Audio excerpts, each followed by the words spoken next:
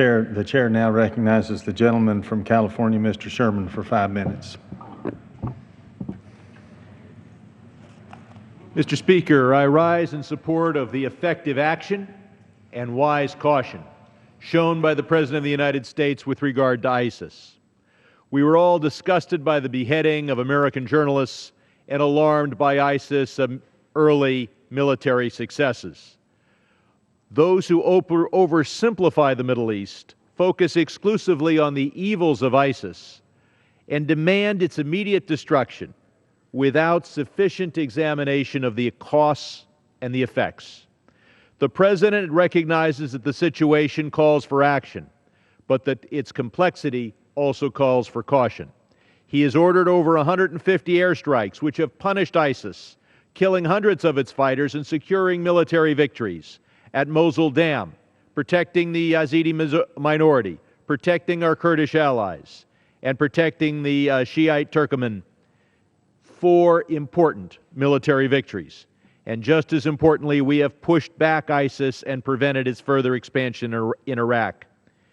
Yet the simple-minded argue that all of our problems in the Middle East would disappear if only we had a president with a different personality. Or they assume that ISIS can be destroyed immediately without any American boots on the ground. The ground forces necessary to destroy ISIS immediately, and that deployment would involve hundreds, if not thousands, of American casualties. Even if we had a victory over ISIS that was swift, our forces would be the ones on the ground. We would then be viewed as responsible for providing security, which would require a prolonged presence. Now, some fantasize that Turkey or Saudi Arabia or somebody else, just not us, will be willing to deploy ground forces and suffer major casualties. Well, keep in mind, Turkey and Saudi Arabia weren't willing to suffer any casualties to destroy Saddam Hussein in our final war against him, and that these two Sunni nations hate some of the enemies of ISIS as much as they hate ISIS.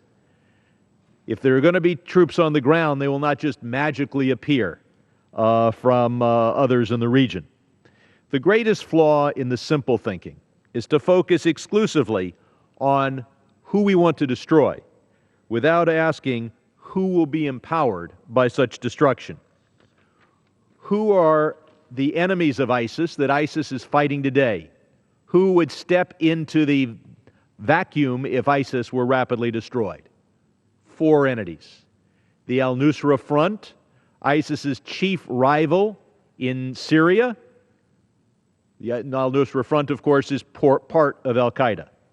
Second, Assad, who has killed over 191,000 of his own people. Third, the extremist Shiite militias, and perhaps former Prime Minister Maliki. These are forces that killed hundreds of Americans last decade.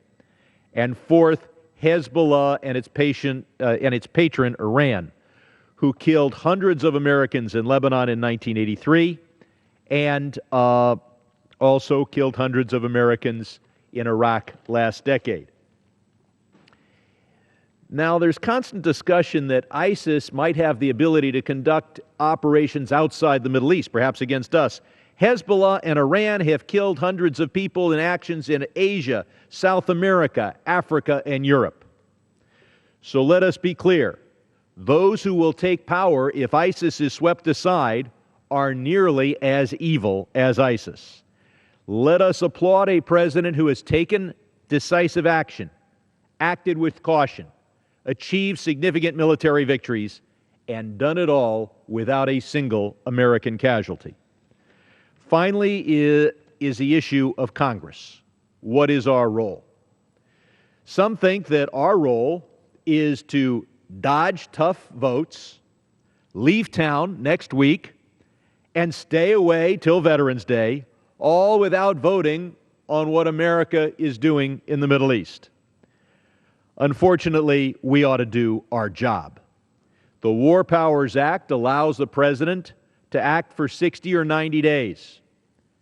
After that, we are if Congress refuses to act, the President either has to violate the Constitution or summon Congress back in hope that we do our job.